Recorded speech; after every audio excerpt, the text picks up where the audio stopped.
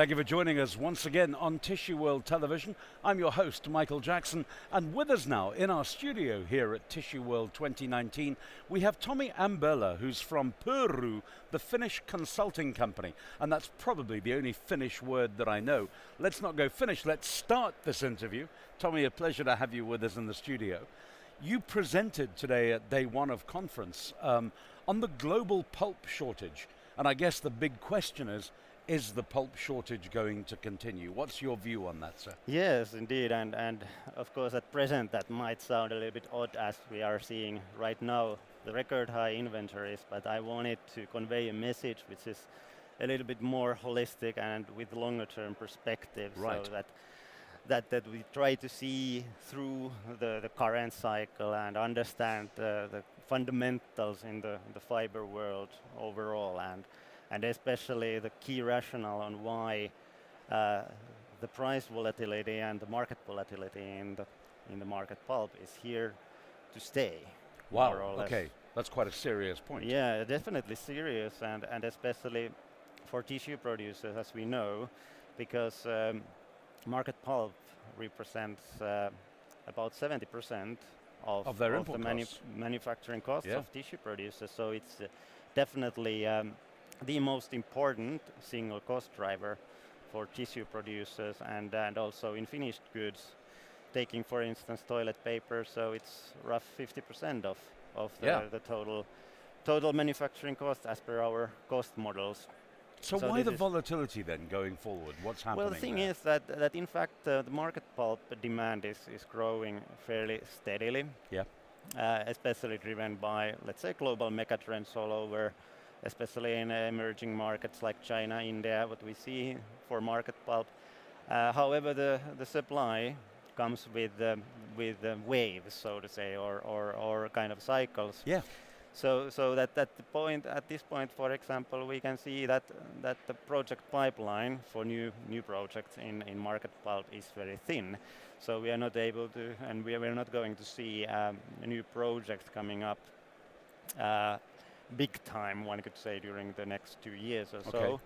So we are facing tightening market again gradually, and then in addition, also what actually has explained quite a bit the high prices of pulp during the past 2 years has been related to unexpected events in the pulp market, like the production losses. Like last year we saw 2 million tons of unexpected downtime.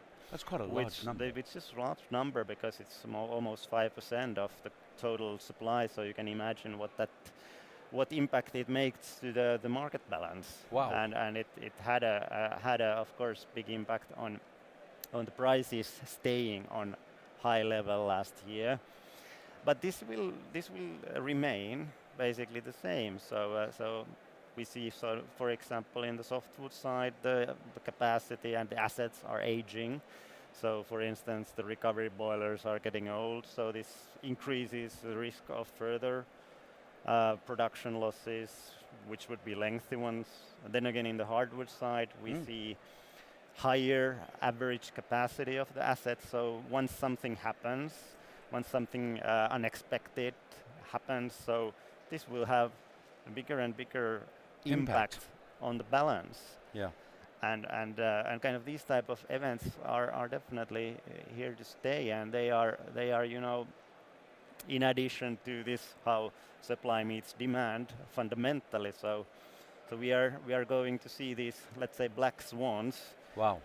Continuously, and this means that the volatility will be here to stay. However, it may find a little bit different forms as in the past. Okay. And that is why it is really important for tissue producers, but also for pulp suppliers to find and create new mechanisms how to mitigate the risks related to volatility. So one needs to really closely follow the mood of the market and the taste of the market and anticipate the turning points of the prices and kind of keep on top of things and rather be proactive than and so reactive. keeping a very close eye on the volatility of the situation Yeah, and can help you understand. mitigate the risks. Yes, definitely, and understand the factors for volatility, which, as said, might be completely different. As Yeah, I in the mean, we past. heard from the chairman of the European Tissue Symposium also here on day one. The industry is still growing solidly from its natural Yes. base. And, maybe a 3.5% growth year on year, which is not a Yes. bad growth, No, considering what's it's going on in the world's GDP growth. Yes. So there is going to be continued increased demand, and production factors are there. Exactly. So Just managing the pulp price is going to be absolutely crucial to helping you produce better. Exactly. So for tissue demand, the growth is there. For pulp demand, the growth is there. Now the thing is how to control the cost side, especially now the raw material for tissue players, and how to kind of shape up the business in a way which makes the best profits out of it. Brilliant. Well, I'm glad you're keeping an eye on it for us as well, and thank you for your presentation at Tissueworld. Been a pleasure to have you with us in the studio too. Thank you Very Michael. much, Tomi. It was a Thank pleasure. you. Pleasure, sir. Thank you.